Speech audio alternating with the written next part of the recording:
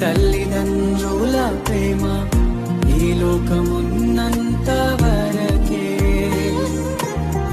అన్నదమ్ముల ప్రేమ అనురాగమున్నంత వరకే, స్నేహితుల ప్రేమ ప్రియురాలి ప్రేమ, స్నేహితుల ప్రేమ ప్రియుని ప్రేమ నిధనమున్నంత వరకే, నిధనమున్నంత వరకే.